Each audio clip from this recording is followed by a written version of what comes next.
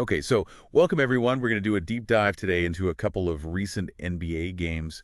Really interesting matchups. Yeah, definitely. We've got the Kings taking on the Mavericks and then the Bulls versus the Heat. Exactly. We have the game summaries, the stats, all that good stuff.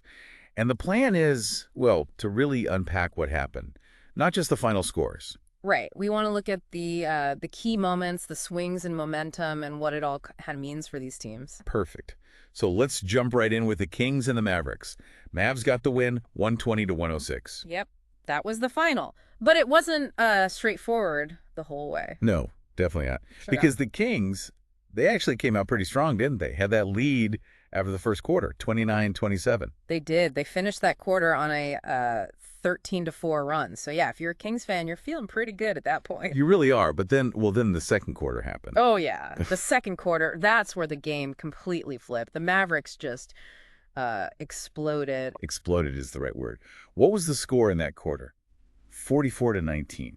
44-19. I mean, that is just a massive, massive swing. You go from leading by 2 to suddenly being down by, what, 23 at the half? Yeah, a 25-point swing in one quarter. Yeah.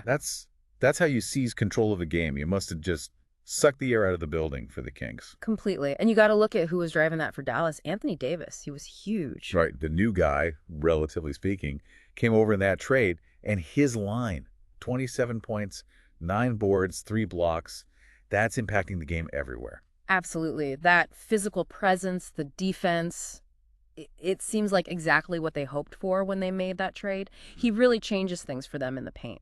Did you notice how that might have affected the Kings' offense? Like maybe forcing tougher shots? Well, yeah, I think so. When you have that kind of rim protection, teams often hesitate or, settle for jumpers. And those 3 blocks, that sends a message. And it wasn't just Davis in that quarter, was it? Klay Thompson? Ah, yes, Klay Thompson. He hit 4 3-pointers just in that second quarter. That's just demoralizing for the defense when someone gets hot like that. 4 threes in one quarter. Yeah, that'll stretch a lead fast. It really will. It just breaks the opponent's back sometimes. Now, got to give the Kings some credit.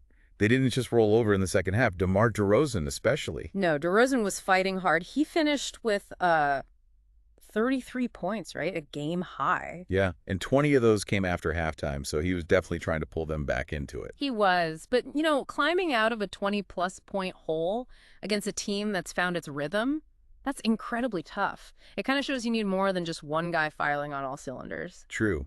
It takes a full team effort to erase that kind of deficit. And the efficiency numbers kind of tell that story too, don't they? Yeah, they do. Look at the shooting. Mavericks almost hit 50% overall and exactly 50% from 3. That's really good shooting. 50% from 3 as a team. Wow. Mm-hmm. And the Kings, still decent, 46% overall, but they just couldn't match that long-range accuracy. And the turnovers. That seemed like a big difference maker, too. Oh, definitely.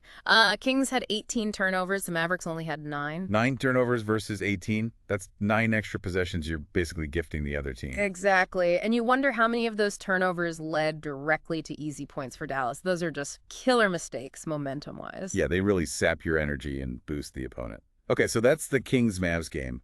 A tale of a dominant quarter, really. Pretty much, yeah. Now, let's switch over to the Bulls and the Heat. Right. Heat took this one pretty comfortably in the end, of 109-90. Yeah, and unlike the Kings-Mavs game, this one felt like Miami was in control from the get-go. It sounds like it. They dropped 39 points in the first quarter. 39 in the first. And they never trailed. Not once in the entire game. Never trailed. It's just dominance. Setting the tone immediately. Total control. And you know who was leading that charge? Got to be Tyler Herro, right? Saw his stat line, 38 points. Yep, game-high 38. And get this. In that massive first quarter, he was perfect. 6 for 6 from the field. 6 for 6 in the first quarter alone. Goodness. That's just being completely locked in. Unconscious. And apparently his defense was intense, too. He was just like the engine for them on both ends right from the start. When a player starts like that, it just lifts the whole team, doesn't it? Oh, absolutely. Confidence becomes contagious. Everyone feeds off that energy.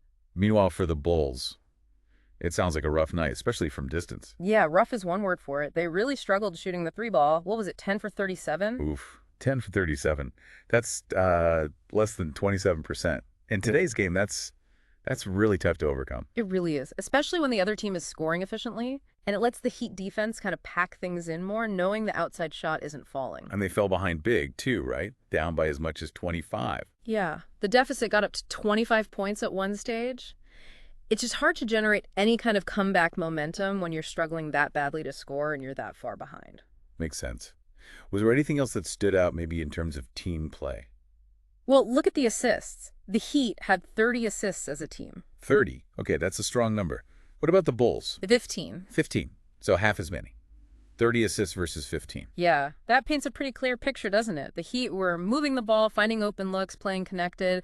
The Bulls, maybe more isolation, struggling to break down that Miami defense. That assist difference often points to, the overall offensive flow and health. High assists usually mean good ball movement, finding the best shot. Exactly. More team-oriented, higher percentage looks typically come from that kind of play. So, okay, we've looked at both games now. Kings, Mavs, Bulls, Heat.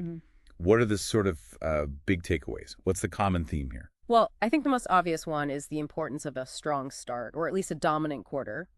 Both the Mavs and the Heat used big runs, particularly early on or in that second quarter for Dallas, to really take control. Yeah, that early momentum or that decisive quarter, it just seemed to set the trajectory for the whole game in both cases. Yeah. It put the Kings and Bulls in catch-up mode, which is tough. Super tough. And the other thing is just efficient offense, particularly shooting.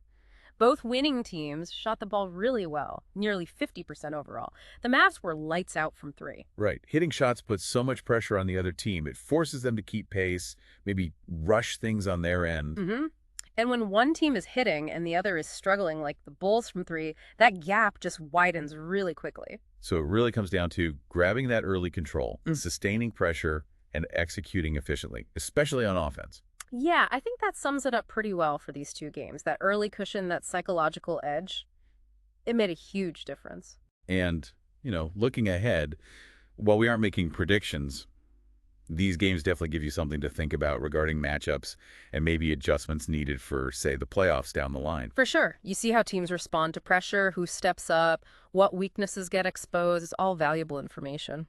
Okay, well, this has been a great deep dive, really digging into the why behind those scores. Yeah, it's always good to go beyond the box score. So maybe a final thought for everyone listening. How much do you think that early game momentum really dictates the final result in these high-pressure NBA games? That's a great question. Or, thinking about Davis and Herro, which individual matchups are going to be the most critical to watch for these teams moving forward? Something to chew on.